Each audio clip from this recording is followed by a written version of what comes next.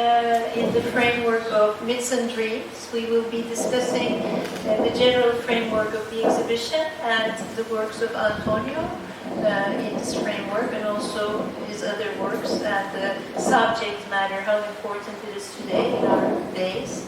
I would like to thank once more in English to, of course, Mr. Valerio Giorgio, the Italian consul in Izmir, for supporting this event, being with us. That's very precious for us. And I hope these events will continue with more contemporary artists, as you said. And I would like to thank Arkas Center and Müjde and Ayşe and everyone in the team for being here with us and hosting this wonderful exhibition and event and making us feel at home. So before I say anything further, let me give the word to Antonio to see what he would like to say. Thank you, Antonio.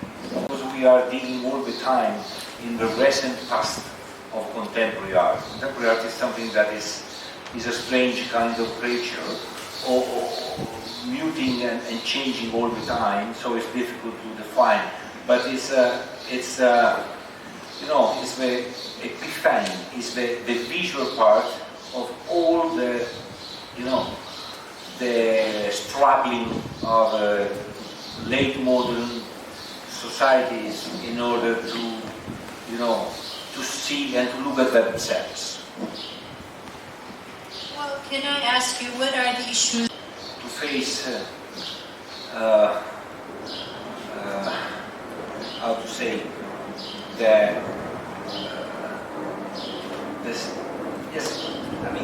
the problems, what we have in front of us. And one of the main concerning that an artist could have is how to deal with such kind of reality. I like to call joking myself as an ideas tamer or an ideas breeder, because at the very end we work with ideas, we work with suggestions, we work with the fears, we work with the obsessions of our life, especially after the last 2 years that was a we know very well was a very strange and weird time for everybody, but for contemporary art as well. It's a time where reality, real life, is definitely stronger than the inventions, the productions of contemporary art. So contemporary art is overwhelmed, is a little bit outdated by reality, and what is extremely interesting is how to face this challenge. So, what is your source of inspiration? I have to be honest, the wildest area, probably the most dangerous place for a human being, I suppose, is home, is the domestic life.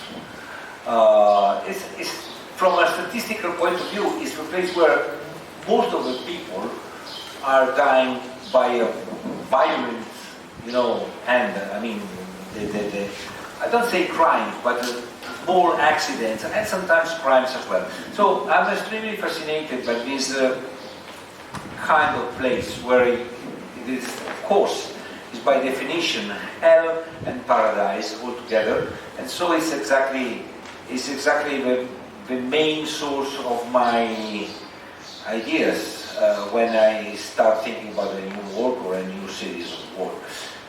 Yes, I am not traveling so far. I am focused on my own little corners. As Bertolt Brecht was used to say that when you want to talk to the world and the world could understand you, you must talk about your little village. You must talk about your home. More or less, that was. I'm quoting a little bit freely, but so that I can talk and I can make my works only about the things that I know very well. And so, yes, my domestic environment is still my wild jungle. Before I start to mention your work, let me ask you briefly what you think about the general framework of the exhibition and the world we find ourselves today. As I told before, it's a proper time for such a kind of group exhibition because it's this is a kind of good mirror where we can see all the attempts, all the efforts of contemporary artists in this moment. So you can see the geopolitics. You can see especially the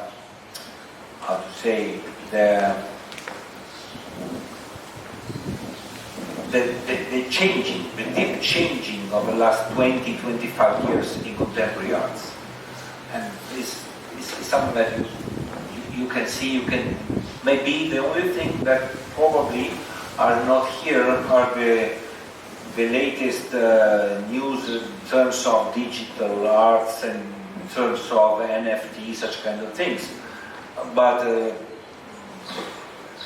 actually, I think that 99% of the contemporary art is very well represented in this exhibition.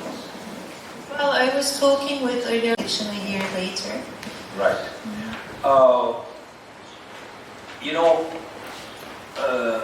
Again, the domestic environment, the little game with the playing cards, the fragile castle cards. That was a source of fascination for me since a long time ago. But I have a special attraction to, I don't say crime, but the forbidden things. And, gambling is one of these kind of things. And I was fascinated by that. So let's try to make something using something, belonging to this bad practice, that vice. And so I spent a lot of time finding used playing cards. That was a little bit. I didn't gamble. I didn't gamble for that, but I was in contact with such kind of illegal casino, such kind of things. Anyway, it was funny, but a little bit stressing as well. The result is what you can see inside. So after this talk, we can go all together and see the works themselves, and maybe if they have questions, we can ask there. That would be nice. And what I wanted to do with this exhibition is, because some of the works were acquired much before, in the year 2000, before, I wanted to make sure that the artists also contributed with what they wanted to say today. So some of the artists that are in the collection were invited to contribute with other works. And so was Antonio, and another work that's called Giostrina is also a part of the show at the moment. Would you like to tell us about Giostrina? Of course. It was shot in the little town where I live when I am in Italy, in Bassano, during the weeks around the Christmas time. And at that time there was a kind of merry-go-round, riding in order to entertain the children and so on. And so the idea was how to deal with this sense of,